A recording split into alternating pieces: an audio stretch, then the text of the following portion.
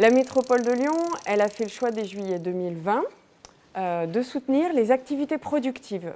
Pourquoi? Parce qu'on souhaite participer à la souveraineté industrielle de l'Europe, de la France, de notre région et de notre territoire, parce qu'on a une histoire, on a des savoir-faire, on a des pratiques, et en ça, on a fait le choix de s'allier avec un autre territoire identifié sur le vélo, qui est Saint-Étienne Métropole, parce qu'on sait que la mobilité, ça compte dans le bilan carbone de chacun des organisations, et qu'on sait qu'on a besoin de la diversité des infrastructures pour éviter l'autosolisme. Donc la métropole de Lyon en tant que collectivité, elle y travaille avec un réseau qui s'appelle les Voies lyonnaises.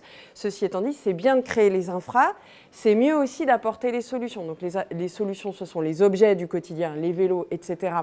et toutes les déclinaisons vélos pour que chacun puisse assurer ses trajets du quotidien pour aller sur son lieu de travail, son lieu de loisir, son lieu de formation, accompagner sa famille à l'école, etc.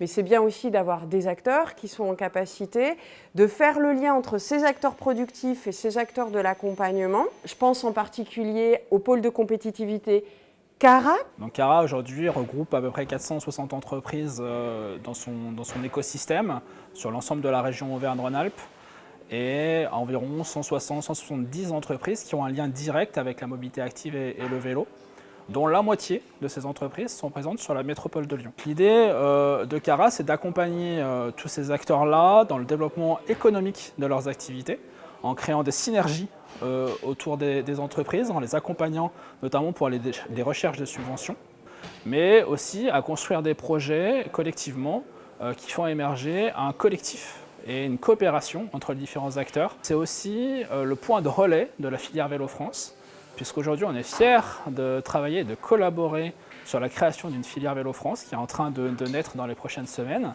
pour regrouper les acteurs tant associatifs, politiques, économiques et académiques d'une filière vélo à l'échelle du territoire. On est la première région en termes d'employabilité autour des métiers du vélo.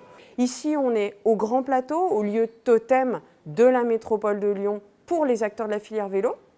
Il y a une vingtaine d'entreprises avec une dynamique de mise en commun, d'achat en commun. Grand Plateau, c'est un tiers-lieu de production qui accueille des acteurs du monde du vélo et des micromobilités, portés par un collectif notamment orchestré par le pôle de compétitivité Cara. À ce jour, on a l'ambition d'ici fin 2023 d'accueillir encore une dizaine d'entreprises pour monter le nombre de personnes travaillant sur site à 150 emplois. La mission principale du Grand Plateau, c'est d'accueillir ces entreprises, les connecter et les faire coopérer pour créer ensemble ce qu'on appelle des communs, donc des communs matériels qu'on vient mettre en commun au niveau des outils et des moyens, mais également des communs immatériels, dont notamment des connaissances et des compétences. Les valeurs en fait, qui sont assez fortes ici, c'est des valeurs d'entraide, d'entrepreneuriat et d'impact.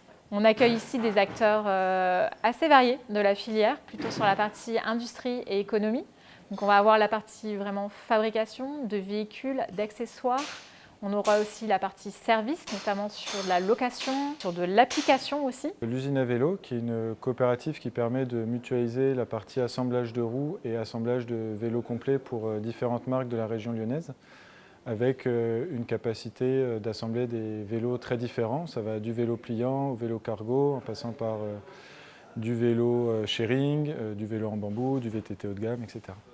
Et donc on a eu la chance de faire converger ces deux projets-là et d'intégrer le Grand Plateau, qui répond à la fois à notre besoin en termes d'entreprise, d'espace de stockage, d'assemblage, etc., mais aussi de nous intégrer dans tout un écosystème et de développer des synergies, à la fois avec nos clients historiques qui sont dans le même lieu, donc avec leurs bureaux de R&D, marketing, etc., qui sont juste à côté de la production, mais aussi avec d'autres entreprises sur différents sujets liés au vélo. Ok, Adbike, c'est une société qui développe des solutions pour le transport de charge à vélo. On a différents types de solutions, soit des solutions qui viennent transformer un vélo existant, soit des solutions de vélo complet, adaptées à la famille pour le transport d'enfants, avec des choses très sécuritaires, ou aux professionnels avec des boîtes qui permettent de sécuriser aussi les objets qui sont transportés et les transporter facilement en ville.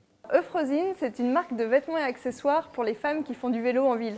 Notre idée, c'est de proposer des produits qui soient techniquement aussi efficaces que ce qu'on trouve chez les grands du sport, mais conçus dans des jolies matières, des jolies couleurs et avec des coupes un peu plus flatteuses. L'idée étant de se dire qu'au quotidien, les femmes ont le droit d'être bien protégées, bien équipées, tout en se sentant à l'aise dans leurs vêtements. On a cette particularité-là de fabriquer des véhicules qui s'appellent des cyclo-debout. C'est un concept original qui a eu le concours Lépine en 2018. On commercialise énormément de cyclo-debout auprès des acteurs du tourisme et depuis quelque temps, la police de proximité est intéressée par le cyclo-debout par sa facilité de prise en main, par la stature qu'on a quand on est dessus, la position debout et par cette maniabilité. La mission de OBH, c'est de rendre les mobilités douces plus sûres et comment on veut faire ça? On se focalise sur rendre l'usage du casque de vélo moins encombrant et contraignant au quotidien. Pour ce faire, on a développé une solution, un accessoire innovant qui permet d'embarquer et de sécuriser un casque sur son vélo et sa trottinette. Cette solution, on le propose à la fois aux services de vélo et trottinette partagée et à la fois aux particuliers pour qu'ils puissent intégrer et toujours embarquer son casque sur son vélo. À Eurobike, ce que je souhaite, avec la délégation portée par la DERLI, c'est que les entreprises de notre territoire rencontrent d'autres entreprises avec qui coopérer, c'est important. Tout se joue à l'échelle européenne. La deuxième chose, je souhaite bien entendu que les porteurs de solutions de notre territoire puissent mettre en avant leurs innovations en coopération, leurs innovations sociales, leurs innovations techniques pour plus et mieux vendre ces solutions, non pas pour être en concurrence avec d'autres, mais pour apporter ces solutions ailleurs et que ça inspire ailleurs. Voilà.